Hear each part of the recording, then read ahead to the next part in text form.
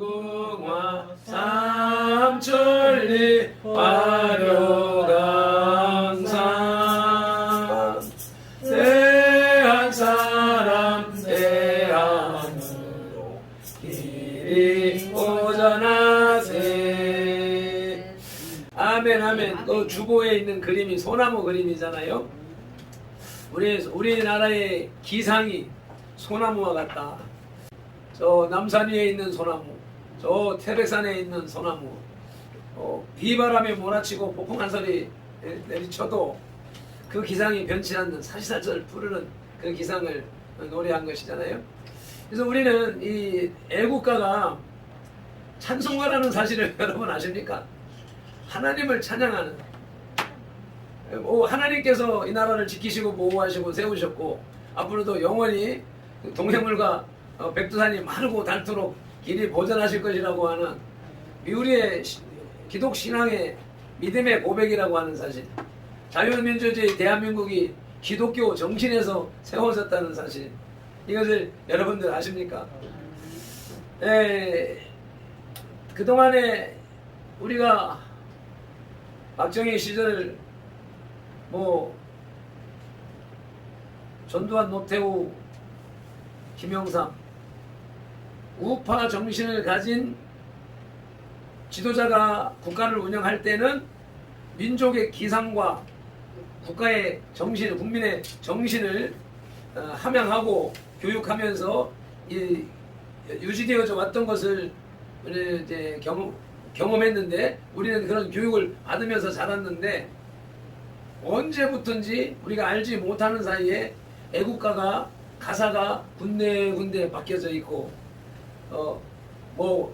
국민교육헌장 암송하지 않은 지 오래됐고, 국기에 대한 맹세하지 않은 지 오래되어졌고, 그런 과정들 속에서 그런 이유들, 이런저런 이유들을 주장하는 목소리, 내용들을 들어볼 때 우리가 하나님만을 경배해야 되는데 나라를 우상화하는 것이었었구나, 또 국기를 우상화하는 것이었었구나, 이렇게 하면서 우리가 나라를 등한히 하고 국가에 대한 경외심을 등한히 하는 것이 기독인으로서 하나님을 섬기는 올바른 정신 자세인 줄로 착각하고 속았던 것을 지난 3, 4년 기간 동안에 나라가 완전 정형화가 되면서 그것이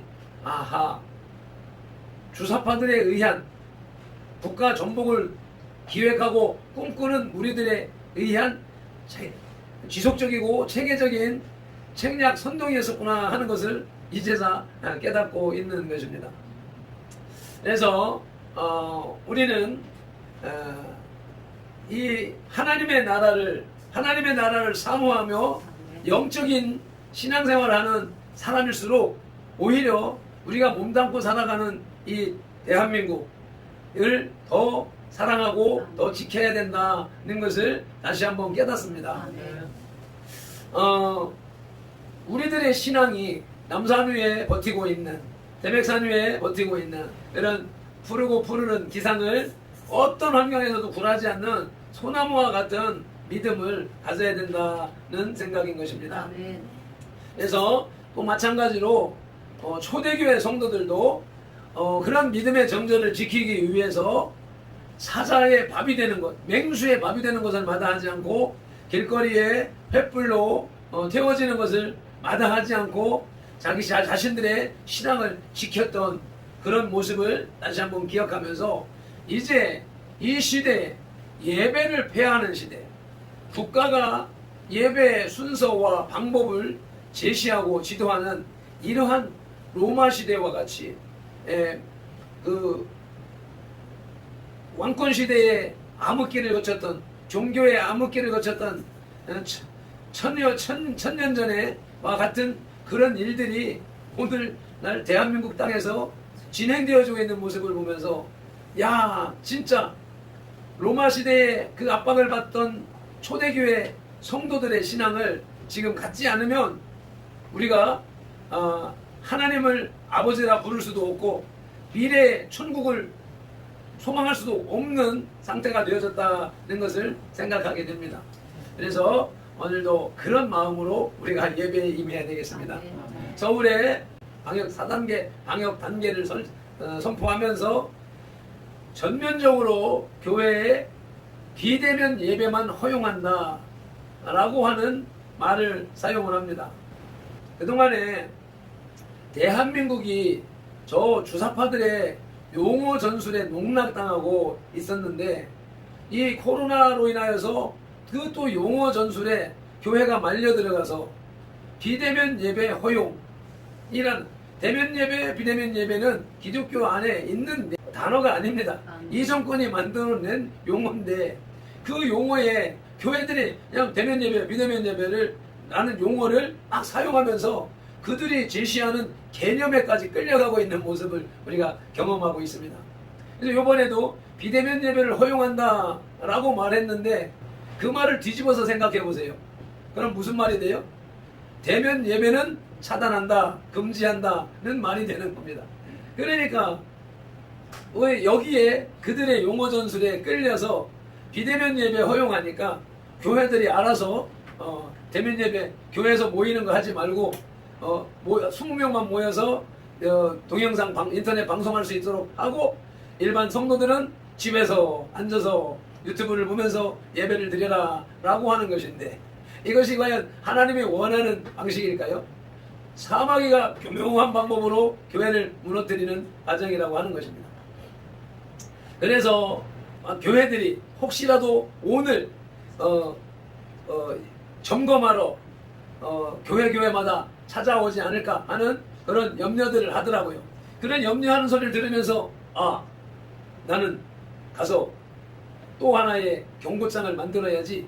지금 우리 저 문 밖에 이렇게 파일에 꽂혀 있는 것은 공무원들을 읽으라고 하는 거거든요.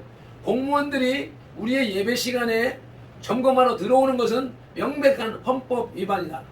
종교 탄압이라는 내용을 헌법 조항, 형법 조항, 공무원법 조항을 딱딱 정리를 해서 저기다 열고 해놓은 거예요.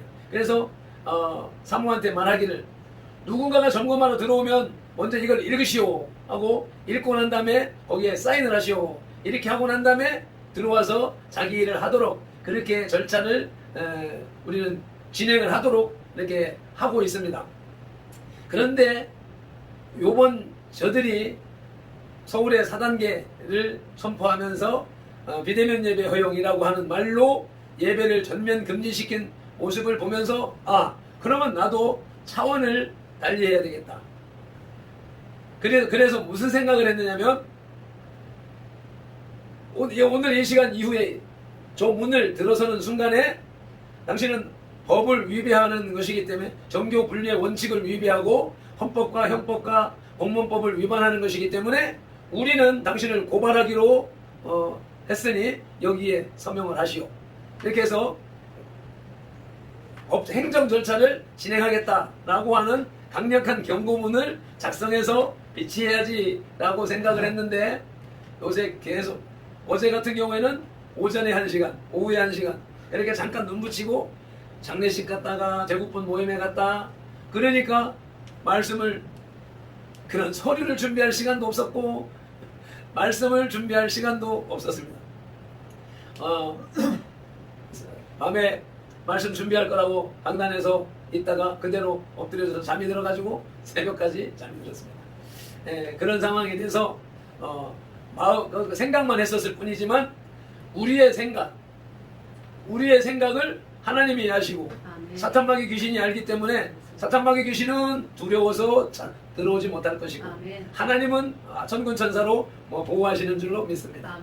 우리의 예배는 살아계신 하나님, 이 세상 만물을 창조하시고 운영하시고 최종의 심판하실 하나님, 그 하나님을 경배하는 자들에게 영생의 복을 주시고 하나님을 만홀히 여기고 하나님을 대적하는 자들은 머리통을 깨부시는, 그리고 영원한 유황불에 멸망시키시는 하나님이 우리의 하나님이시기 때문에 그 하나님을 예배하는 데에는 그 어떤 것도 방해할 수도 없습니다. 아멘. 방해해서는 안 되는 것이고 또 우리는 그 어떤 것도 겁을 낼 필요가 없는 것입니다. 아멘. 그런 마음에서 우리는 그 하나님을 온전하게 믿어야 된다. 아멘. 온전하게 섬겨야 되는데 그 섬김이 남산 위의 저소나무처럼 변함이 없는 신앙으로 나가야 되겠다는 아멘. 것이 오늘 우리들에게 주시는 하나님의 뜻입니다. 아멘. 정절의 신앙을 가져라라는 것이 하나님의 말씀으로 인식하면서 본문 말씀을 다시 한번 살펴보시겠습니다. 14장 1절 말씀을 보십니다. 또 내가 보니 보라 어린 양이 시온산에 섰고 그와 함께 14만 4천이 서 있는데 그들의 이마에는 어린 양의 이름과 그 아버지의 이름을 쓴 것이 있더라. 아멘. 여기서 나오는 중요한 단어가 있는 곳, 그것이 시온산입니다. 시온산. 시온산에 누가 같이 있어요? 어린 양이 시온산에 섰는데 지난 주간에 어린 양이 누구라고 그랬어요? 어린 양은 예수 그리스도를 말씀한다, 상징한다, 의미한다, 말씀한다. 계시록에서 어린 양은 예수 그리스도. 어떤 예수 그리스도? 우리를 죄에서 구원하시기 위해서 구약의 어린 양처럼 우리 대신 죽어주신 어린 양 되는 예수 그리스도. 그래서 우리를 구원하신 구속주를 상징하는 것입니다. 그래서 보라 내가 보니, 여기 이제 요한이 환상을 보는 겁니다. 하나님이 보여주시는 계시의 환상을 보는 것인데, 내가 보니 어린 양이 예수님이 시온산에 섰고, 그럼 시온산이 어디냐는 것을 또 알아봐야 되잖아요. 시온산은 예루살렘 성의 남동쪽에 있는 작은 산입니다. 이곳에 솔로몬이 성전을 건축함으로 인해서 성전산이라고 이름이 불려지게 되게 됐습니다. 그리고 이 성전산이 이스라엘의 유대 땅에, 이스라엘의 수도가 유대고 이스라엘 수도 유대 땅의 중심에 있는 산이 시온산. 우리나라의 서울의 남산 위에 저소나무가 서 있는 것처럼 이스라엘의 중앙에 감람산에 성전이 세워져 있습니다. 그러니까 시온산이라고 하는 것은 성전이 있는 곳, 성전을 얘기한다. 그러면 지금 요한이 보고 있는 것은 예수님이 시온산에 서 있는 것을 보는데, 이 요한이 보는 것은 하나님의 나라, 미래에 있을 일, 미래에 되어질 일. 지금 요한이 이 계시를 보고 있는 시대는 60년 AD 60년경 예수님께서 이 땅에서 우리의 구속사역을 담당하시고, 예수님이 태어나신 그 기준으로 하여서 약간 3년의 차이는 있지만, 예수님이 이 땅에 태어난 것을 AD, 예수님이 태어나 있는 것을 서기 AD 1년으로 기준으로 삼아서 그 이전을 BC, Before Christ 해가지고 예수님이 오시기 전 해서 달력을 서양력을 기준으로 삼고, 예수님이 태어나서 33년 동안 30년 동안 일반 사람으로서 살다가 30세가 되면서 하나님의 아들로서 또 우리 모든 인류의 죄를 담당하기 위하신 공무, 하나님의 아들로서 구세주로서 이 땅에 오신 공무를 담당하시기 위해서 3년 동안 제자들을 양육하시고, 그리고 3년 반 됐을 때에 십자가를 짊어지시고 죽어주시고 부활하시고 승천하시는 이런 과정을 겪은 것을 공생애라고 하는데, 예수님께서 승천하시고 난 후에 열흘 만에, 부활하시고 난 다음에 50일 만에 이 땅에 하나님의 성령께서 강림하시면서, 그때의 그 성령 강림이 이 땅의 교회에 시작된 날이라는 것이죠. 그렇게 교회가 시작되자, 그 당시에는 로마가 이스라엘을 지배하고 있었던 때인데, 유대인들이 모이는 모임이, 교회가 기하급수적으로 막 늘어나는 거예요. 베드로가 성령의 불을 받고 난 다음에 하나님의 말씀을 선포하니까 그 말씀을 듣는 사람들에게 성령이 임해서 하루에 3,000명이 개종을 해서 아멘. 나는 예수 믿겠습니다. 기독교인이 되겠습니다. 아멘. 하루에 5천 명이 막 들어오는 역사가 일어나니까 아멘. 거기에 두려움을 가진 사람들이 누구예요? 로마 정부라. 로마 정부. 세상을 지배하는 권력을 쥔 로마 정부가 보니까 우리가 다스리는 저 속국 이스라엘에 사람들이 막 모여드네. 이스라엘 백성들이 막 모여드는데 저놈들이 반란을 일으킬까? 독립운동을 할까? 이런 경계를 하게 되는 것이죠. 그래서 기독교를 탄압을 하기 시작을 하는 겁니다. 모이지 못하도록, 예수를 믿지 못하도록. 그렇게 하니까 그들이 피해서 숨어서 도시 바깥으로 산속으로 들어가게 되고, 산속에까지 군인들이 찾아가서 잡아서 감옥에 가두고 막 죽이고, 그렇게 하니까 또 그런 상황 속에서도 예수님을, 하나님을 믿는 신앙을 버릴 수가 없어서 산 속에서 무덤 속으로 들어요. 무덤 속에는 안 찾아오겠지. 그리고 무덤 속에 들어가서, 우리나라는 땅을 파가지고 시체를 묻고 흙을 덮어버리는 그런 무덤이지만, 이스라엘의 무덤은 불을 파는 겁니다. 불을 파서 거기에 시체를 뉘어놓는 것이죠. 그리고 그런 무덤은 가족 무덤이 되는 거예요. 그래서 아버지, 어머니, 형제들 이렇게 계속 불 뚜껑을 열고, 한 사람 죽으면 또 갖다 놓고, 그리고 또 죽으면 그 옆에 그 불 안에서 또 굴을 파가지고 또 뭐 아들 무덤을 만들고, 그런 식으로 해서 가족 무덤을 만드는 그런 상황들이었었기 때문에, 그 무덤 속에서 시체들 틈에서 모여서 예배를 드리면 저 로마 군인들이 잡으러 오지 않겠지. 그렇게 숨어 들어간 곳이 무덤이고, 무덤 속에서 하루, 이틀, 1년, 2년, 근 300년의 삶을 살게 되는 거죠. 그렇게 되니까 지하 도시가 생겨나는 것이죠. 그러한 가운데, 그것을 카타콤이라고 하는데, 그렇게까지 신앙을 지키기 위해서 예수 그리스도를 구세주로 고백을 하고, 영혼의 세계, 영원한 세계에 왕 되시는 하나님을 믿음으로, 우리가 죽고 난 다음에 영원한 천국의 삶을 살기 위한 그 믿음을 잃지 않기 위해서 이 세상에서는 칼로 목베임을 당하고 죽임을 당하고 십자가에 못 박힘을 당하고 하는 것은 두렵지 않다. 왜? 이 세상의 삶은 70년이고 강건해야 80년인데,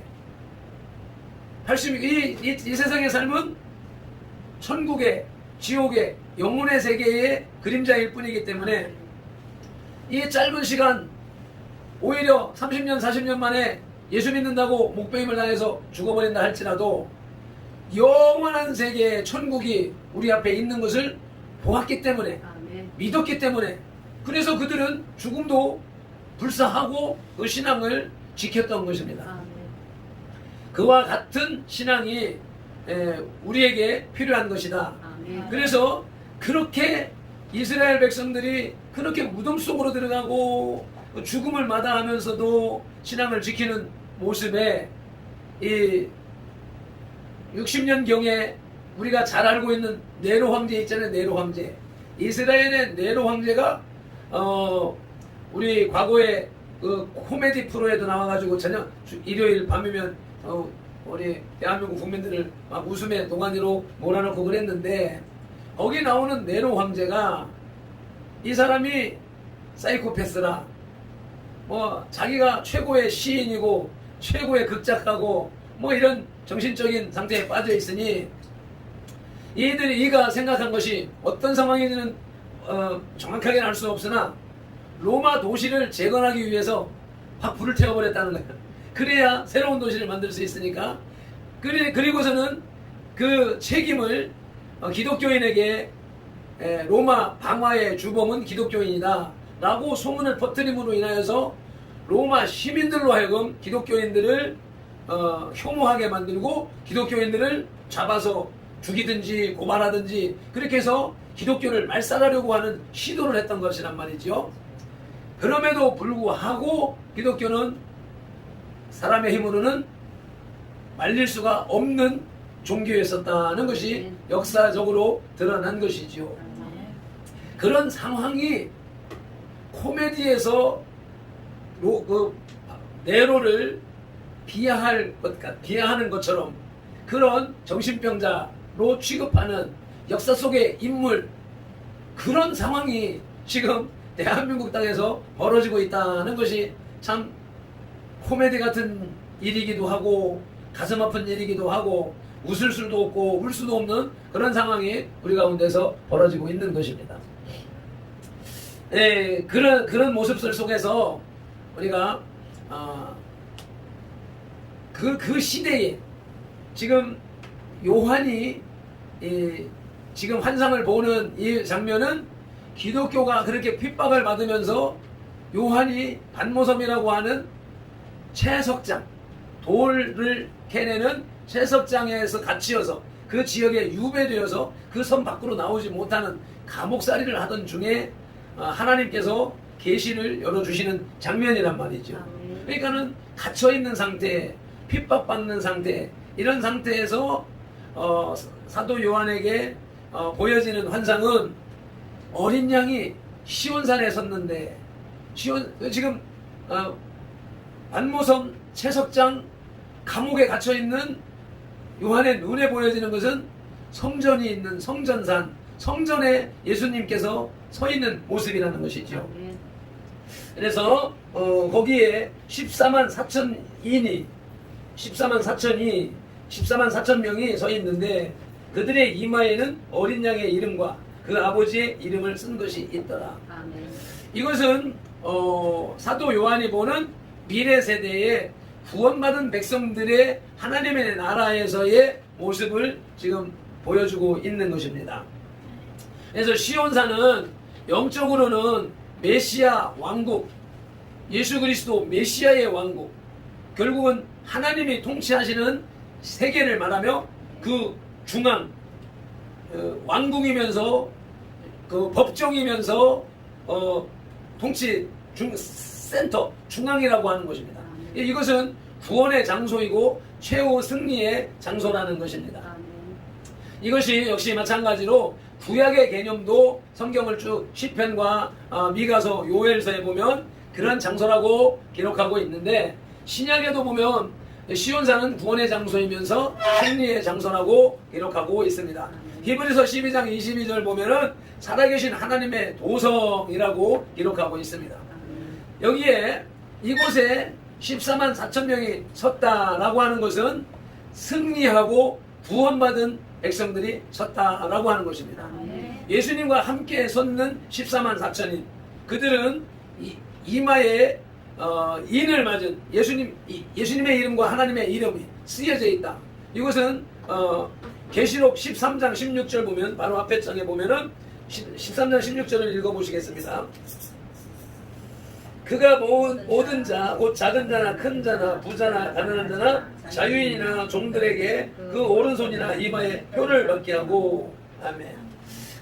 이게 이제 적그리스도가 나타나서 이마나 오른손목에 표를 하는데 그 표가 무엇인가? 이것이 요즘에 많은 논란을 일고 있는 666 마귀인 도장이라고 하는 것인데, 지금 오늘 본문에서는 그 14만 4천인의 이마에는 예수님의 이름과 하나님의 이름, 예수님의 인이, 구원받은 자의 인이 빠져 있는 것이고, 13장 16절에는 적그리스도가 주는 표를 지금 말하고 있습니다.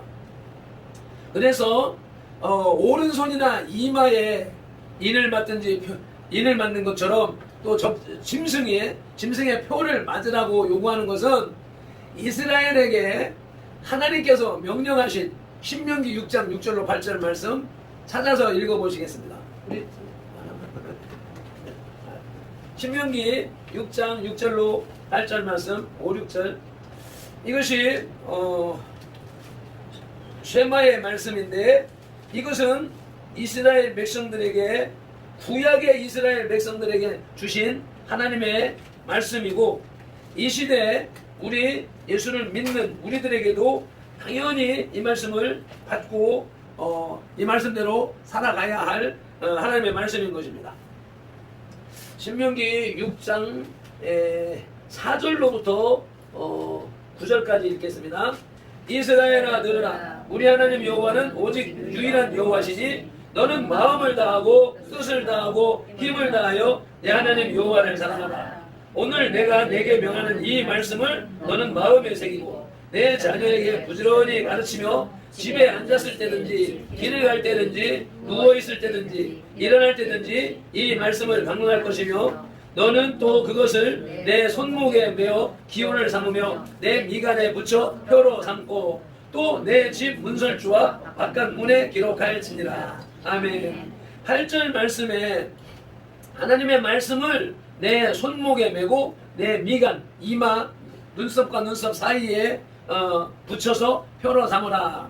이것이 이 말씀을 말세의 적그리스도가 자기 백성들에게 이 표를 찍겠다. 하나님의 말씀처럼 표를 찍겠다라고 하는 것이죠. 그래서 하나님의 율법은 하나님의 백성들의 마음에 그리고 행동에 써 넣는 것을 의미합니다. 우리가 말씀을 머리에 암송하고 손은 행위를 말하는 것이기 때문에 말씀을 머릿속에 우리의 마음속에 영속에 새기고 행함으로 실천함으로써 말씀대로 살아가라 라고 하는 것인데 적그리스도는 여기에다가 너는 내 거야 라고 하는 도장을 찍겠다 라고 하는 것입니다. 하나님의 이는 어린 양의 이름 하나님 아버지의 이름으로 구성되어져 있으며 이마에 기록됩니다. 짐승의 표는 짐승의 이름 또는 그 이름의 수로 구성되어서 666이라고 기록을 하고 있죠. 우리들이 666 하고 있는데 그것은 성경적인 표현이 아니다. 그래서 666이라고 읽어야 되는 것이고 666이라고 하면서 지금 이것이 표야 저것이 표야 라고 말하는 그런 것들은 사탄의 속임수에 말려 들어가는 상황이 되기 때문에 우리가 조심을 해야 된다는 것입니다. 그래서 짐승의 표는 무엇인가 하는 것을 생각해 봐야 될 텐데 이 성경 내용과 역사를 바로 짚어서 볼 때 이 성경에서 말하는 짐승의 표는 여지없이 로마 제국에서 격렬한 핍박을 받고 있던 1세기 그리스도인들이 보았던 황제 숭배 사상 속에서 나오는 그 당시에 황제가 발급했던 증명서가 짐승의 표로 보였던 것이랍니다. 그 당시 사람들에게는. 그러니까 황제가 발급하는 동전의 그 고대 하여튼 동전은 동서양을 막론하고 고대의 동전들은 그 시대의 가장 권력자의 흉상을 새겨가지고 유통하는 것을 볼 수가 있지 않습니까? 그런 것처럼 또 거래를 위하여서 쓰여지던 그러한 동전이나 또 문서나 이런 데에 그 철인, 갑인 이런 걸로 찍혀지던 그런 모습들을 보는 것이요. 그래서 그 시대에는 그런 것으로 보여졌는데 지금 우리가 이제 우리가 신앙생활을 시작하고 우리가 성경 계시록을 접하고 하면서 나타나는 것이 오래전에 30-40년 전에 이제 그 바코드가 딱 나오면서 이게 이 시대에 그 당시에 이 시대에 성경에서 말하는 666 마귀표야 라고 주장을 했습니다. 이제 성경을 읽어나가면서 성경을 삶에 적용하는 영적이라는 사람들, 기도하는 사람들이 그런 일들을 찾아내는 것이죠. 그런데 그때도 많은 논란이 있었네요. 아니야, 이게 세상 이 사람들은 저건 방신자들 또 그런 사람들로 취급을 하고 현실과 떨어져 있는 괴리감을 어떻게 하지 못하는 모습이 지금까지도 이어져 오고 있는데 그것이 발전하는 모습을 보게 되죠. 그래서 바코드가 처음 나왔는데 지금은 일상적으로 없는 게 없이 다 되게 되고 개인적으로도 바코드를 만들어서 부착할 수 있는 그런 상황이 되어졌고 이것이 조금 더 발전하면서 이제 뭐가 나와요?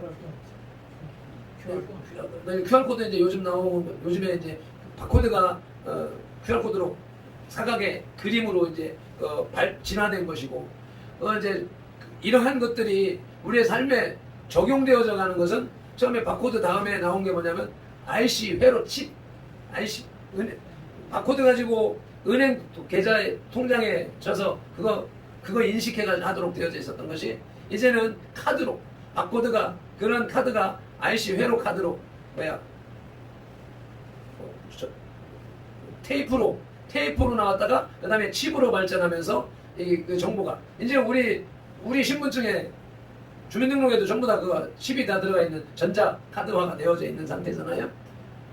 그런 것이 이제 점점 발전을 해가지고 어떤 시대가 돼서 이제 베리칩이라고 하는 RFID 통신하는 그래서 우리가 신용카드나 이런 것들은 그 인식기에 가다가 스쳐 지나감으로써 가까이 접근함으로써 계산을 하는 금전 계산까지도 하고 하게 되고 자기 개인의 신상 정보가 다 들어있고 건강 정보가 다 들어있고 그런 상황으로 쓰여지고 있는 상황인 것이고 이제 그것이 발전해서 이제 쌀알 만한 그 베리칩을 이마에 이제 손에나 이제 살 많은 요 손에나 이마에나 하는데 뭐 목덜미나 이런 곳에 주사기로 딱 꽂아 넣어서 넣게 되면 그 안에서는 안테나가 있어서 송수신이 되는 거야.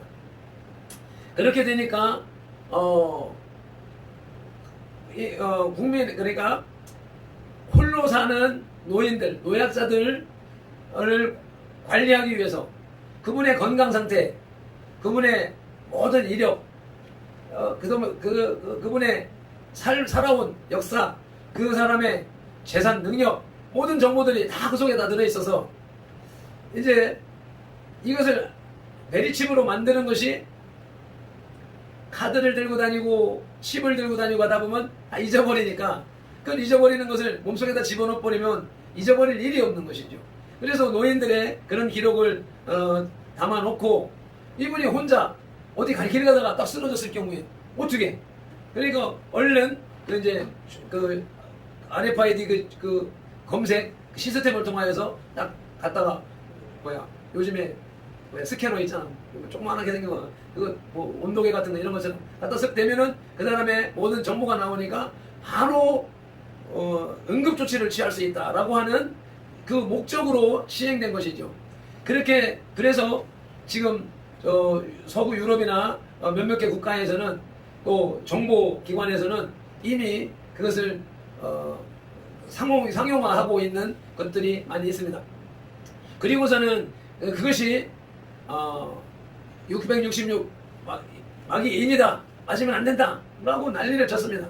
그런 것이 발달되는 과정에 우리나라에서는 송명희 시인이 표라고 하는 책을 써내고 그가 본 환상과 계시와 이런 것을 책으로 펴내면서 그런 것이 유행을 하면서 또 많은 사람들이 야 이게 마귀표다 라고 하는 생각을 하면서 이거 절대 맞으면 안 돼 라고 하는 상황 속에 있었던 것이 이제 이 지금의 시대가 그 시대에 와 있는 것이죠. 그래서 이것을 이 베리칩을 맞으면 안 된다. 그것이 666 표다 라고 주창을 했고 오바마 시절에 오바마 케어가 그것을 이루어가는 거기 때문에 안 된다라고 막 거부하고 그랬는데 정권이 바뀌면서 또 좀 지금은 잠잠한 상황에 있는데 많은 사람들이 이러한 것들 물리적인 것들 현실적인 것들 이러한 것들을 지금 성경에서 말하는 666 짐승의 표다라고 말을 하고 주장을 하는데 이러한 주장이 나오고 있는 것에 대한 것이 예수님의 재림의 환란기가 언제 있을 것이냐, 예수님의 재림이 신년 환란 전에 있을 것이냐 후에 있을 것이냐 아니면 환란이 없는 것이냐 라고 하는 신학적인 사상을 가지고 전천년설 후천년설 이러한 사상을 가지고서 사람들이 논란을 빚게 되는데 그것이 휴거라고 하는 사상이 휴거라고 하는 사상은 그리스 콥틱 교에서 나온 사상이고 휴거라고 하는 내용은 그리고 그것이 전 세계적으로 배포된 것은 카톨릭의 지금 또 갑자기 조금 전까지 생각났던 이름이 지금 싹 치워져 버렸다. 그 카톨릭의 사제가 있는데 그가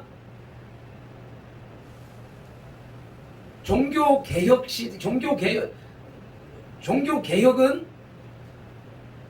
교황이 적그리스도다, 카톨릭이 음녀다 라고 하는 주장 가운데에서 종교개혁이 이루어진 것이거든요.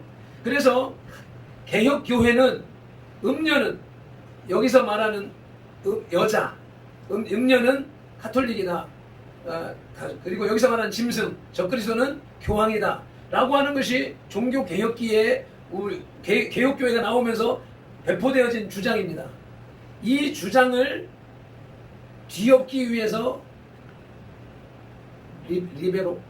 리베라 카톨릭의 사제 리베라가 이 휴거 소설을 쓰고 이 계시록을 그렇게 해석을 해서 휴거라고 하는 사상을 도입을 해서 적그리스도는 아직 안 왔어, 미래에 나중에 이러한 일들이 벌어지고 이때에 나타나는 자가 적그리스도야 라고 하는 사상, 카톨릭의 음녀와 교황이 적그리스도라고 하는 사상을 뒤집어 엎기 위해서 카톨릭의 사제 리베라가 만들어낸 휴거설이 지금 이 전 세계를 휩쓸어서 지금 이 베르칩이 마귀의 666이다, 바코드가 마귀의 666이다 라고 하는 사상을 만들어내게 됐다라고 하는 것입니다.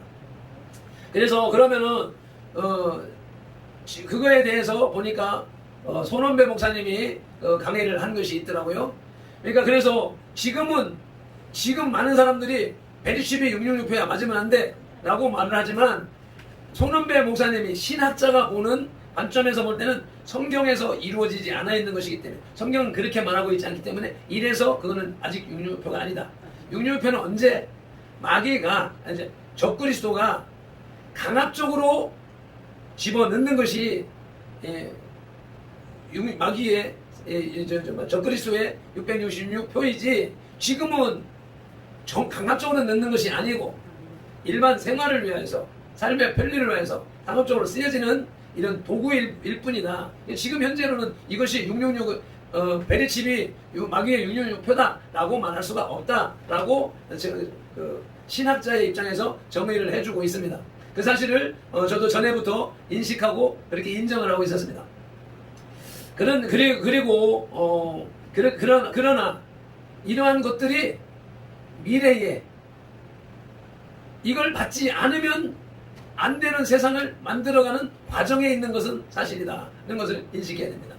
우리들이 지금 너나 할 것 없이 지금 카드를 사용을 하고 이제는 현금이 필요 없는 사회가 거의 다 돼가 정착되고 있습니다. 이미 중국이라고 하는 나라는 거의 현금이 필요 없는 사회가 제일 앞서서 만들어가고 있죠. 왜? 공산주의, 사탄의 지배, 영적으로는 사탄이 지배하는 세계니까 이미 이런 모든 기능들이 지금 우리나라의 선거 조작도 중국 기술이 들어와서 하고 있는 이런 것들을 보면서 이미 중국은 통제사회, 아마 유튜브에도 그런 것이 있을 거예요. 사람이 쫙 걸어 나오면은 사람 얼굴 다 컴퓨터가 다 인식하고 있는 모습. 이 컴퓨터 길거리 한가운데 그들이 인식하는 시스템이 여기저기 세워져 있는, 지금 한국의 도로마다 지금 카메라가 깔리고 있지 않습니까? 이것을 통해서 우리나라도 누가 범죄하면은 30분 만에 그 사람 잡을 수 있는 시스템이 갖춰져 있는데, 이것이 중국은 더 세계에서 최고 1위로 발전되어져 있다고 하는 거죠.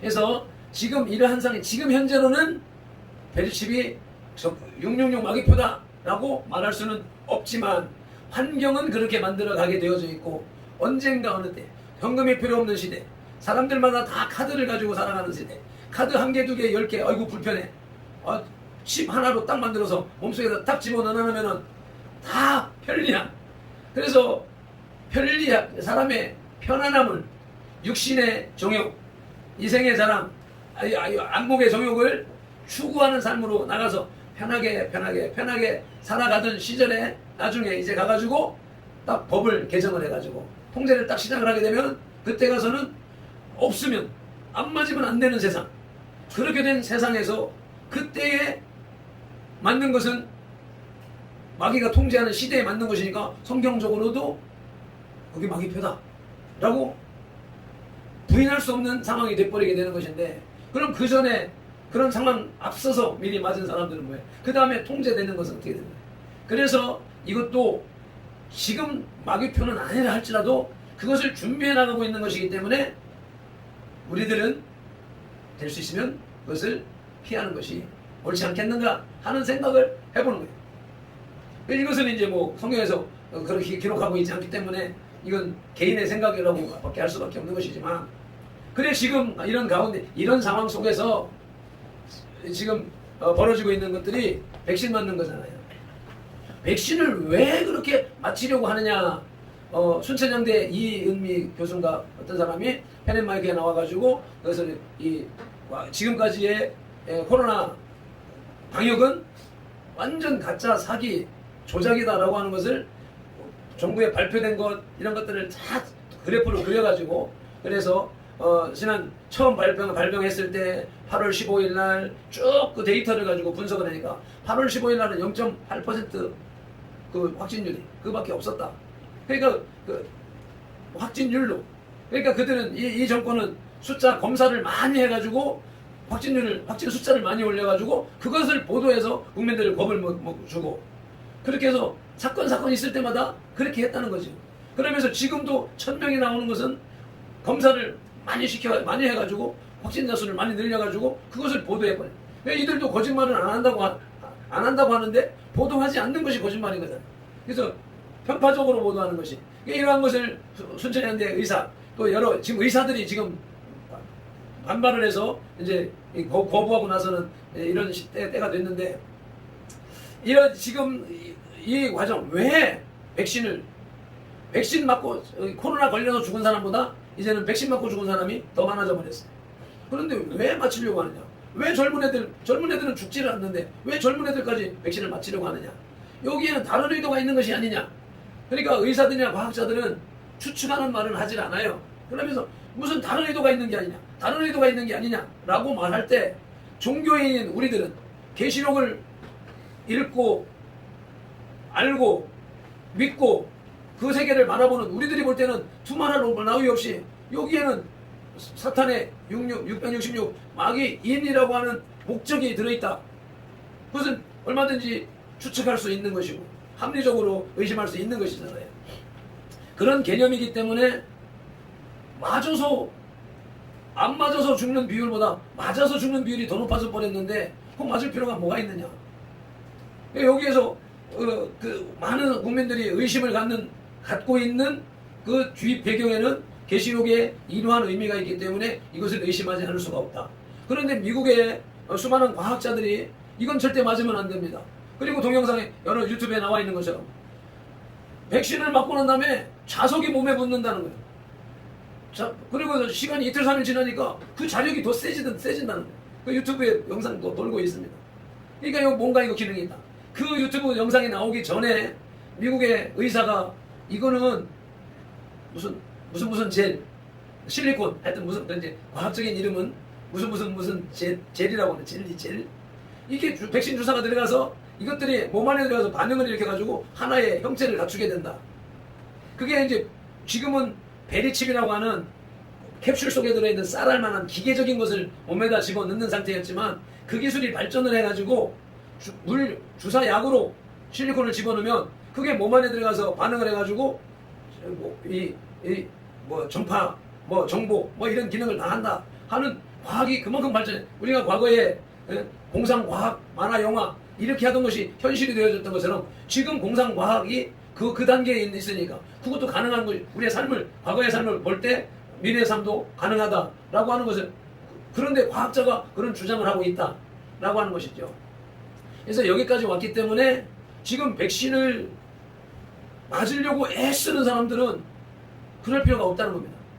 지금 의사들이 지금 백신 이거는 사기라고, 이 정권이 사기 방역을 했다고 의사들이 막 주장을 하고 있는 이런 시대에 이 정권이 언론을 차단하고 모든 통로를 차단해버리고 그냥 한 가지 자기들의 소리만 해가지고 이 나이 드신 분들 그 코로나 백신 맞추고 이것에서 젊은 사람들까지 맞춰가는 데는 이것은 다른 목적이 있다.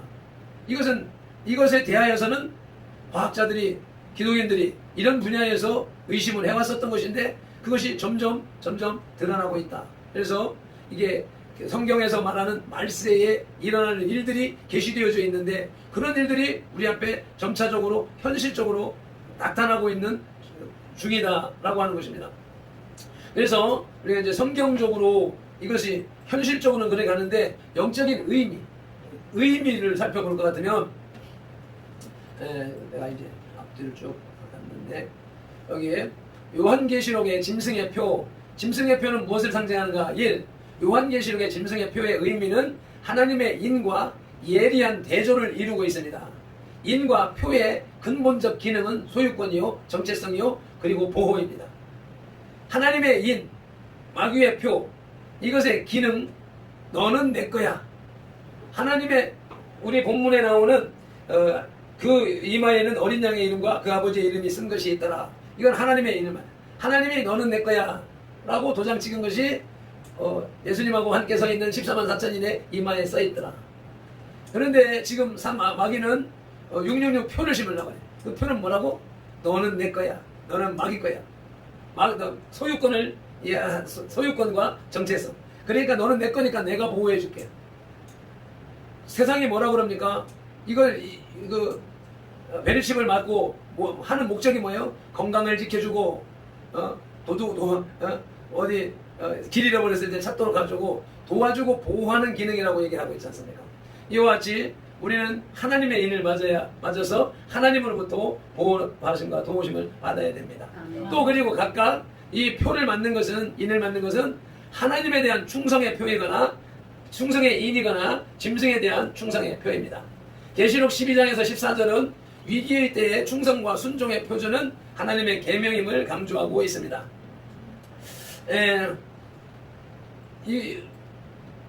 그리고 신약에서 인침은 분명히 사람의 마음의 역사는 성령의 임재를 의미하고 있습니다. 이것이 우리가 생각하는 것이, 우리는 신약시대에는 누가 지배하고 다스리는 나라예요? 우리 구약시대에는 하나님이 직접 선지자들을 통하여서 이끌어 가시던, 그래서 율법의 조항을 법률로 생활화하던 시절이었었고, 예수님이 이 땅에 오셔서 통치하던 시대가 예수님 시대, 예수님 신약 3년 만의 시대를 예수님의 사역 시대, 이 땅에서 사역한 시대이고, 말씀을 주시면서 말씀을 우리에게 주신 것은 이후의 세대. 이제 예수님은 성전에 본래 하늘 성소로 돌아가시고 이 땅에 성령께서 모든 사람들의 각 사람 마음속에 들어가서 이끌어가는 시대, 이 시대를 성령 시대라고 하는 것이죠. 이 시대에는 성령님이 우리 각 사람의 마음속에 오셔서, 정신 속에 오셔서 우리를 깨닫게 하시고 알게 하시고 인식하게 하는 이런 시대라고 하는 것입니다. 그래서 여기서 말하는 하나님의 인은 뭐예요? 우리에게 성령으로 임재하시고 성령 세례로 임하시고 성령으로 동행하시는 것이 이 시대의 하나님의 인입니다. 하나님의 인. 하나님의 인을 맞은 사람. 이마는 지난번에 이마, 얼굴.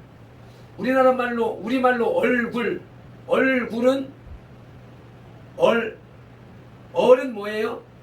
혼, 넋이라고 그러잖아요. 우리 한글에서 혼, 넋을 얼이라고 그런단 말이에요. 우리 민족의 얼을 이날에 되살려, 이게 정신, 이게 혼에게는 영혼을 얘기하는 것이고, 속에 얼이, 정신이, 생각이, 사상이 나타나는 얼굴이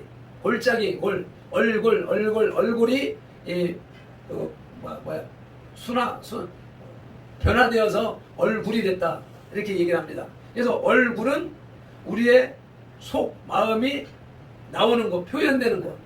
그러니까 성령 세례를 받은 사람은, 성령의 인침을 받은 사람은 그 인침의 표가 어디로 나타나요? 얼굴로 나타나요. 이마로 나타나고, 그 다음에 얼굴로 나타나고, 그 다음에 무엇으로 나타나요? 손목에 매는 기호인데, 손은 뭐라고? 손은 재능이고 일하는 손. 그러니까 행함으로 나타난단 말이죠.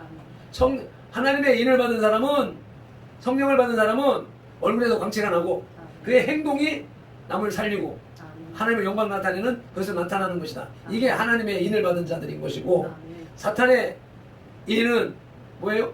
귀신 잡히면 귀신에 잡히면 졸리는 거야. 졸리고 피곤하고 듣기 싫고 짜증나고 가버렸어? 답답 못 앉아 있는 거야. 지난주에 2시간 앉아 있더만. 그래도 그만큼 성령의 친하심이 나타나는 걸 알고 인내하시기 바랍니다. 그와 같이 성경에서 말하는, 지금 신약에서 말하는, 구약은 현실적이고 문자적이고 삶에 적용되는 말씀으로 주어졌지만, 신약의 말씀은 내세의 말씀이고 천국의 말씀이고 영적인 말씀이기 때문에 그 말씀을 구약식으로 해석을 하면 안 되고 문자적으로 해석을 하면 오류사항이 많이 있을 수가 있다. 예수님이 예를 들은 것은 예로 받아들이고, 또 지금 이 특별히 계시록 같은 경우에서는 미래에 일어날 영적인 일과 이런 것들을 계시로 말한 것이기 때문에 이 계시록이 가장 힘든 것이거든요. 그래서 많은 사람들이 이 하나님의 계시를 받았다라고 하면서 계시록을 풀어대는데, 많은 사람들이 하는 이야기가 다 사탄에게 속는 거라고 얘기를 합니다. 그래서 계시록을 자의로 함부로 억지로 풀면 안 되는 것이고, 이 신약 성경의 의미와 그 신학적이고 또 합리적이고 이러한 말씀으로 우리가 볼 때, 성령의 인 마귀표 계시록에서 말씀하시는 거, 이건 하나님의 성령 세례를 받았느냐, 귀신에게 잡혀 있느냐 라고 하는 것이 우리들의 삶에 적용하면 우리들의 삶을 이끌어 나가는데 큰 힘이 되어지는, 내 발에 등이 되고 내 길에 빛이 되는 말씀이 되는데, 이것을 억지로 이 시대에다 갖다 붙이려고 하게 되면은 과거에 바코드가 666표가 아니었던 것처럼 베르칩이 666표가 아닌데 우리들이 자꾸 강조함으로 인해서 위기감을 조성하고, 그래서 저 기독인들이 광신자 집단 무리 이런 식으로 욕을 먹는, 하나님의 영광을 가리는 그런 일들에 치우치면 안 되겠다는 거죠.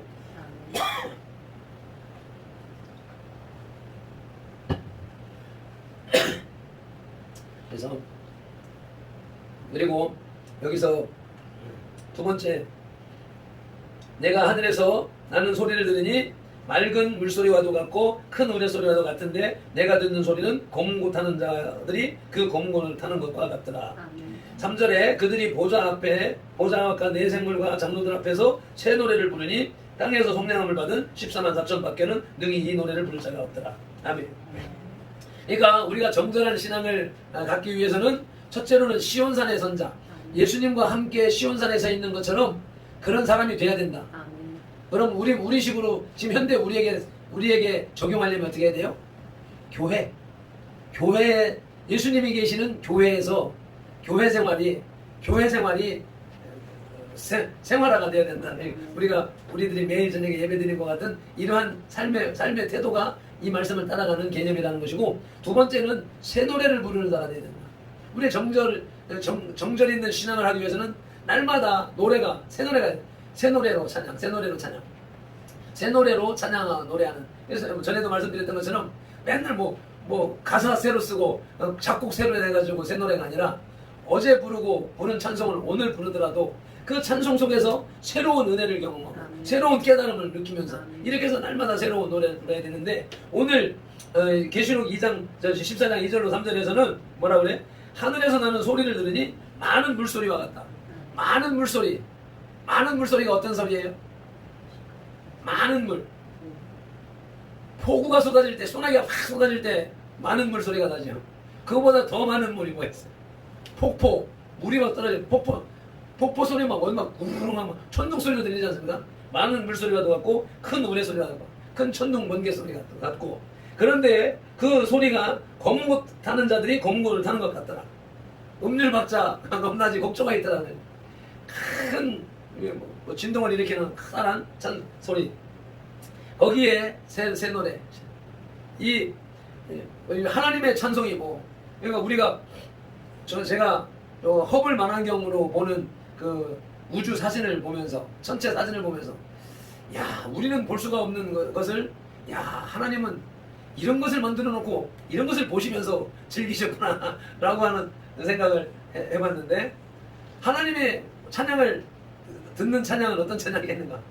폭풍과 우레와 온갖 소리들, 하다못해 자동차 차량의 경적 소리 같은 것들, 이런 것들까지도 다 조화를 이루어가지고 하나님이 저 멀찍이서 들을 때 뭐 아름다운 오케스트라로 듣지 않으실까 하는 생각을 하는 것이고, 그래서 우리가 기도할 때 큰 소리로 찬양, 큰 소리 나는 재금, 뭐 낮은 소리 나는 재금, 높은 소리 나는 재금, 온갖 것을 동원하여서 하나님을 찬양하라고 하는 말씀을 읽으면서, 그래 인간이 만들어 오는 오케스트라도 100여 명이 그냥 각종 오케종 악기를 가지고 소리를 내가지고 아름다운 것을 만들어가는데, 하나님이 이렇게 자연의 많은 물소리, 폭포소리, 천둥 번개 소리 같은 이런 것을 가지고 공구 타는 사람들이 타는 것 같이 이렇게 맞추어서 새 노래로 하나님이 기뻐 받으시지 않는가. 그래서 우리의 찬양이 그런 찬양이 되어야 된다는 것이죠. 우리의 기도도 찬양도 예배도 경배도 일단은 큰 소리로 해야 하는 것이 기본이다. 네. 우리의 영의 분출이기 때문에 큰 소리로 강력하게 포해내야 되는 것이고, 세 번째로 속량함을 배는 4절 읽으시겠습니다. 이 사람들은 여자와 더불어 더럽히지 아니하고 순결한 자라, 어린 양이 어디로 인도하든지 따라가는 자며 사람 가운데서 속량함을 받아 처음 익은 열매로 하나님과 어린 양에게 속한 자들이니. 아멘. 여기서 여자는 여기 저기 주보에다가 써놨는데 순결한 자로 번역된 헬라어는 처녀를 의미합니다. 그래서 하나님 앞에 순결한 자. 근데 이제 여기서 원어가 처녀라고 기록되어 있지만 의미상으로 한 번도 죄를 짓지 않은, 육체적으로 처녀성을 잃지 않은, 영적으로 순결한 이란, 죄를 한 번도 범함이 없는 그런 것을 말하는 것이 아니라, 죄를 지었다가도 음란한 여인이 회개하고 돌아왔을 때에도 구약에서는 그를 처녀라고 부르더라. 그러니까 인간은 죄를 안 질 수가 없는 존재잖아요. 그런데 죄를 안 지어서 깨끗한 순결한 여인이, 순결한 사람이 아니라, 죄는 졌었지만, 과거에는 죄는 졌었지만 돌이켜서 회개하고 돌아온 자를 하나님은 처녀라, 순결하다라고 보신다는 것이죠. 그래서 우리가 예수님 앞에 서는 사람이 되려면은 속량함을 받아서 순결한 사람이 되어야 된다. 우리 항상 기도하면서 예배하면서 항상 먼저, 오늘도 집사님 기도 인도하시면서 제일 먼저 하나님 앞에 죄가 되는 게 무엇인가 찾아서 기도하고 회개하는 것이 우리 그리스도인의 본분입니다. 본분. 그래서 세상 사람들이 그런 욕을 하지요. 나는 저놈 꼬라지 보기 싫어서 나 예수 안 믿어. 어떤 장로가 나한테 사기쳤어. 어떤 저놈 보니까 저게 예수 믿는 게, 교회 다니는 게 맨날 거짓말하고 돈 뜯어가고 사기치고 그러더라. 나 저놈 꼬라지 보기 싫어서 나 예수 안 믿을래. 이렇게 말하는 사람은요, 그렇게 해서 예수 안 믿으면요, 그 사람은 정직 옳은 사람이에요? 지옥 가요. 그 사람은 누구 하는 꼬라지 보기 싫어서 예수 안 믿어서 자기는 지옥 가서 영원한 고통을 받아야 되는데, 저놈은 도둑질하고 사기치는데 나를 속상하게 하는데, 저 사람은 교회 가가지고 아이고 하나님 이번에도 또 내가 거짓말했네요, 하나님 또 내가 잘못했다고 회개합니다. 회개하면 하나님 용서해 주신다니까요. 그래서 그 사람은 죄를 졌었지만 하나님 앞에 나와서 회개함으로 구원받아 천국 갈 수 있는데, 나는 그 꼬라지 보기 싫어, 나는 안 가 한 사람은 그 죄를 가지고 영원한 지옥으로 가버리니 우리가 어떻게 해야 됩니까? 그래서 하나님의 사랑의 하나님이고 은혜의 하나님이라고 하는 것이죠. 우리의 죄는 하나님 앞에 자백하면 하나님이 등 뒤로 집어 던져 버리시고 기억지도 아니하신다. 하나님은 망각의 하나님. 그래서 망각의 뭐라 그래야 되나?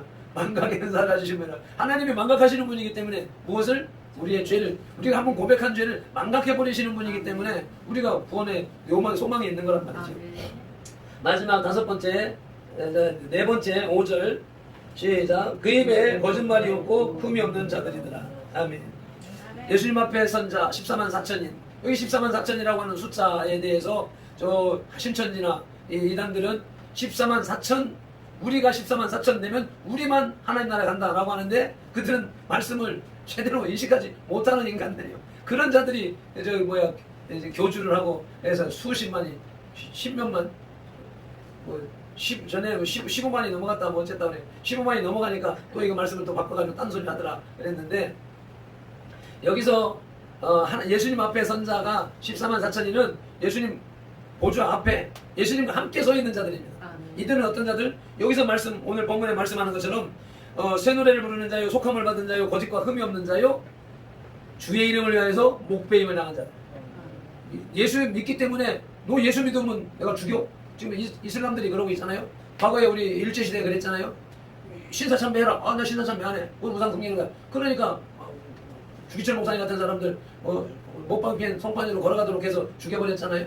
많은 사람은 그렇게 주의 이름 예수 믿는 것 때문에 주의 이름을 부인하지 않았기 때문에 목배임 당한 자, 죽은 자, 순교한 자 이런 사람들이 예수님과 함께 서 있는 것이.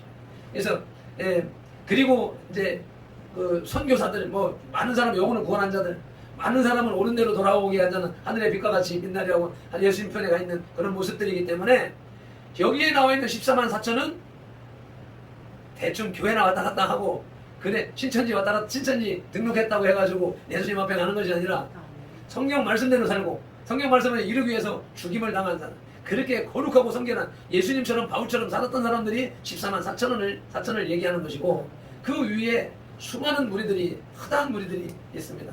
그래서 천국이라고 해서 천국에 14만 4천만 들어가는 것이 아니라는 저 신천지의 속임수에 속을 것이 아니라 그러니까 마지막 우리가 여기서 말씀하는 것은 거짓과 흠이 없어야 됩니다. 야고보 사도는 우리가 다 실수가 다 같이 읽겠습니다. 주부를 보시고서 우리가 다 실수가 많으니 만일 말에 실수가 없는 자라면 곧 온전한 사람이다. 아멘. 인간이 실수 안 할 수가 없고 죄 안 질 수가 없는데 그 중에서도 말에 실수를 안 하면 온전한 자다. 말 조심 안 하는 거지. 우리의 말에 다 달려 있습니다. 그래서 우리의 말이 입의 말이 어떤 말을 하느냐에 따라서 복을 받느냐 저주를 받느냐 건강하게 사느냐 병들어 사느냐 천국 가느냐 지옥 가느냐가 달려 있습니다. 스바냐서에서는 남은 교회에 대하여 묘사하면서 이스라엘 시혜자 이스라엘의 남은 자는 악을 행하지 아니하며 거짓을 말하지 아니하며 입에 거짓된 혀가 없다고 말씀하셨습니다. 그리고 그들의 내재하시는 은혜와 능력을 통하여 티나 주름 잡힌 것이나 이런 것들이 없이 거룩하고 흠이 없게 되는 변화된 성도들을 말하는 것입니다. 이 통상적인 거짓말이 아니라 적그리스도에 대한 거짓말이 있는데 이것은 우리는 저는 전에부터 이 거짓말에 대하여서는 오래전부터 그걸 고민을 많이 하게 됐어요. 예수 믿는 사람들이 거짓말하는 거, 또 복음을 전하는 사람이 설교를 하는 사람이 거짓말하는 것. 실질적으로 하나님 앞에 바로 서서 가게 되면은 목사가 설교를 하면서 과장하는 것도 거짓말입니다. 사실보다 과대 표현하는 것도 거짓말이고요. 사실을 적게 표현하는 것도 거짓말이고요. 예? 그런 상황에서 제가 우리 아이들 어렸을 때부터 가르치는 데 있었습니다. 약속을 지키지 않는 것도 거짓말이죠. 그건 다 인정하시죠. 근데 약속이라고 하는 것을 너와 내가 손가락을 걸고 도장을 찍었다고 해서 그것만이 약속인가요? 아닙니다. 내가 말을 뱉으면 이 앞에 있는 사람은 가고 야 너하고 나하고 약속이다 이렇게 말하지 않더라도 아 내일 뭐 해야 되겠는데 뭐 하자 이렇게 말을 했으면 그것도 약속입니다. 입에서 나와서 선포가 됐기 때문에 저 사람이 들었기 때문에 내가 말하고 저 사람이 들으면 그것이 무언의 약속이 되는 겁니다. 누가 들어요? 벽이 듣고 새가 듣고 쥐가 듣고 만물이 듣습니다. 사탄이 듣고 하나님이 듣습니다. 그렇게 해놔놓고 행동하지 않은 것 담배 끊어야지 하고 돌아 담배 안 끊는 것 그것도 거짓말입니다. 이러한 개념에서 나 혼잣말이라도 누군가가 들었으면 그것이 내가 행하지 않으면 안 되는 거짓말이다. 이런 개념으로 볼 때 오늘 야고보 사도가 얘기한 것처럼 말에 실수가 없으면 온전한 사람입니다. 그래서 우리 입술의 말을 아껴야 될 것이고 우리의 말로 제가 오래전에 들은 예화이면서 우리가 다 공감할 수 있는 것. 우리나라가 왜 망했어요? 그 당시에 우리 못 사는 시절에 애들이 누렁코 질질 흘렸잖아요.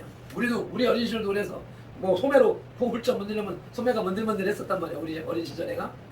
그러니까는 애가 누렁코를 질질 흘리니까 엄마가 뒤통수를 확 쥐어박으면서 에이 망할 놈 하면서 코를 닦아줬단 말이에요. 그래서 맨날 망할 놈 하는 바람에 그 아들 세대에 가서 나라가 망해가지고 일제시대 앞자를 망했다. 일제시대 때 엄마들이 코 나온 것을 보고 코를 풀면서 흥해라 해가지고 그래서 흥해가지고 대한민국이 오늘 이렇게 부자나라가 됐다라고 뭐예요? 말에 권위가 있다. 더군다나 예수님을 믿는 우리들의 말에는 그 권위가 더 강하기 때문에 네. 여러분들이 저 창세기에서 하나님이 아브라함에게 약속하셨어요. 내가 너를 축복하는 자 내가 축복하고 너를 저주하는 자 내가 저주하리라 라고 말씀하셨단 말이에요. 이 아브라함을 축복의 통로로 삼으셨단 말이에요. 아브라함이 축복하는 자 축복하고 아브라함이 저주하는 자 저주합니다. 우리는 그 영적인 이 뒤를 이어받은 아브라함의 후손이고 하나님의 백성이기 때문에 우리들이 축복하면 그 사람이 축복을 받고요. 우리들이 저주하면 그 사람 저주받습니다. 그래가지고 우리가 에이 저 망할 놈 저놈 저 귀신은 뭐 하나 저 안 잡아가고 그런 소리 막 하면 안 됩니다. 그래서 우리들이 하나님의 자녀이며 하나님의 축복된 백성이라고 하는 사실. 그래서 우리가 정전의 신앙을 유지하기 위해서 시온산의 선자가 되어야 됩니다. 예수님 편의 선자가 되어야 되고 교회 편의 선자가 되고 교회 중심의 삶을 살아야 되고 찬송하며 회개하며 정직하게 사는 그런 성도들이 다 되어야 될 것입니다. 우리 말씀을 붙잡고 통성으로 기도하시겠습니다. 말씀을 듣는 동안에 이거 내가 걸리는 거네 내가 그랬었는데 그런 것이 있으면 하나님 예수님 피로 씻어주세요 용서해 주세요 기도하시고 또 구하는 바 있으면 또 구하셔서 또 한 주간도 승리하는 삶을 나갈 수 있도록 주의 삼창하면서 기도하시겠습니다. 주여 주여 주여 할렐루야 감사합니다. 고맙습니다. 오늘 주신 교회 가운데서 정전의 신앙을 우리에게 요구하십니다. 어린 양 되신 예수님과 함께 서 있는 아버지 오늘 일상을 사창에 들어가고 천국에 들어가는 백성이 되기 위하여서 우리가 살아갈 수 있는 방법은 아버지 우리의 이마에 손에 아버지 예수님의 힘 하나님의 힘을 받아야 됩니다. 아버지 그것은 성령의 충만함을 받아야 된다고 말씀하셨습니다. 성령 충만한 가운데 신노래로 아버지 순서리로 아버지 사랑하며 영대하며 나가며 아버지 될 수 있도록 주여 인도하여 주시기를 간절히 바라옵니다. 오늘도 말씀을 듣고 특별히 마지막 대목에 아버지 거짓말합니다. 하지 말게 하옵소서. 아버지 쓸데없는 자 헛소리 아버지 입을 벌린 소리 아버지 하지 말게 하시고 정직한 말을 하는 아버지 그러한 사람들이 다 될 수 있도록 주여 은혜를 감사합니다. 할렐루야 감사합니다. 감사합니다. 아버지 감사합니다. 오늘도 귀한 말씀을 통하여서 우리로 정전 있는 신앙을 가지라고 말씀하시면서 그리스도와 함께 선 자들 교회와 함께 살아가는 자들 말씀으로 살아가는 자들 찬송하며 회개하며 정직하게 살아가는 삶을 살라고 말씀하셨으니 감사합니다. 특별히 아버지 하나님 우리의 입의 말로 아버지 그 사람이 살기도 하고 죽기도 한다고 말씀하셨사오니 아버지 정직한 말 축복의 말을 하는 사람들이 다 될 수 있도록 도와주시옵소서. 감사합니다. 축복합니다. 예수님의 이름으로 기도드립니다. 아멘. 하나님께서 주신 복을 이제 나눠야 되겠는데 성령이가 본사훈련소에 잘 내려갔고 그 바람에 그때부터 피로가 누적되고 잠 못 자고 막 밑에 철야하고 막 이어서 어제는 뻗었습니다. 양산의 한마음 한길교회 신동희 목사님이 제습기를 사주셨습니다. 그리고 사직동의 큰사랑교회 최성원 목사님이 어제 보니까 30만 원을 보냈더라고. 그러면서 사택세를 1년이나 될지 어떻게 될지 아마 작정하셨습니다. 장마철 무더위 잘 이겨나가시기 바랍니다. 다 같이 일어나셔서 481장 찬송하고 축도로 마치겠습니다.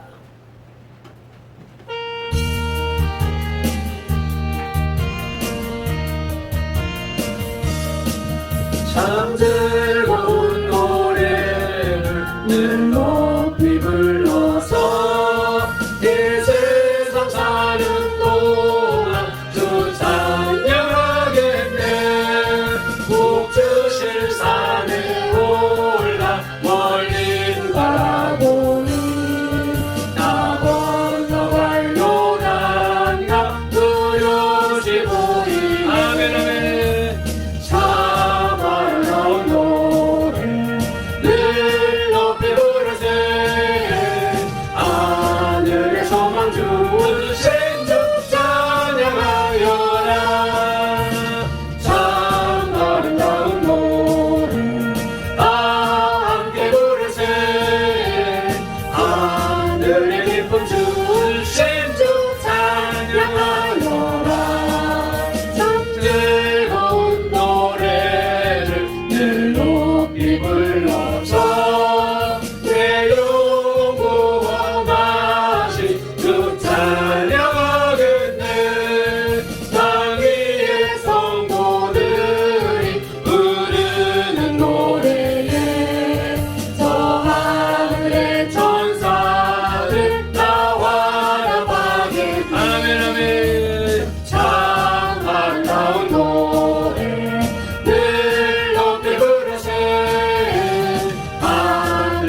소망 주신 주 찬양하여라. 참 아름다운 노래 다 함께 부르세. 하늘의 기쁨 주신 주 찬양하여라. 참 즐거운 노래를 늘 높이 불러서 만왕의 왕 되신 주 나 찬양하겠네. 거룩한 하늘 노래 들려올 그때에 참 그립던 주님을 반가이 대하리. 참 아름다운 노래 늘 높이 부르세. 하늘의 소망 주신 주 찬양하여라. 참 아름다운 노래 다 함께 부르세. 하늘의 기쁨 주신 주 찬양하여라. 아멘 아멘. 기도 올리겠습니다. 하나님 아버지 은혜와 사랑에 감사를 드립니다. 오늘도 장마 기간임에도 불구하고 비가 오는 가운데도 불구하고 주님의 전전으로 나온 이 백성들을 주님 기쁨으로 받아 주옵소서. 아멘. 오늘 예수님이 시온산에 14만 4천과 함께 서신 모습을 보는 사도 요한의 환상이 아버지 우리들의 눈에 보이되 아멘. 주요 이 백성들이 모두 다 하나님 예수님과 함께 시온산에 서는 천국에 서는 그런 모습들을 보여주시니 감사합니다. 아멘. 아버지요 말씀을 쫓아서 교회 중심으로 살게 하시고 아멘. 주여 찬양하며 살게 하시고 아멘. 회개하며 살게 하시고 아멘. 아버지 정직하고 바른 말을 하며 축복의 말을 하며 살아가는 아멘. 선들의 지체들이 발편들이 다 되게 하여 주시옵소서. 아멘. 주님의 전전에 나올 때 빈손으로 나오지 아니하고 감사의 예물을 11조 예물을 온갖 예물을 구별하여서 주님 앞에 드리오니 주님이 받아 주시옵소서. 아멘. 이 물질이 쓰여지는 곳에 오병의 기적이 나타나게 하시고 주님의 축복이 나타나게 하여 주옵소서. 아멘. 드린 손길 쓰여지는 곳에 천대만배 2만배의 기적으로 갚아 주시옵소서. 아멘. 예수님의 이름으로 축복하며 기도드립니다. 아멘. 아멘. 이제는 우리 주 예수 그리스도의 크신 은혜와 아버지 하나님의 극진하신 사랑과 성령님의 감화 감동하시며 치유하시고 회복하시고 복주시고 교제 교통하심이 예수님과 함께 시온산에 설 것을 작정하고 다짐하는 이 예배자들과 선들교 공동체와 모든 지체들 그 가정과 직장 손댄 일들과 계획들 위해 이 나라 대한민국 위에 대국본 위에 국민혁명당 위에 이제부터 영원토록 함께 계실지어다. 아멘.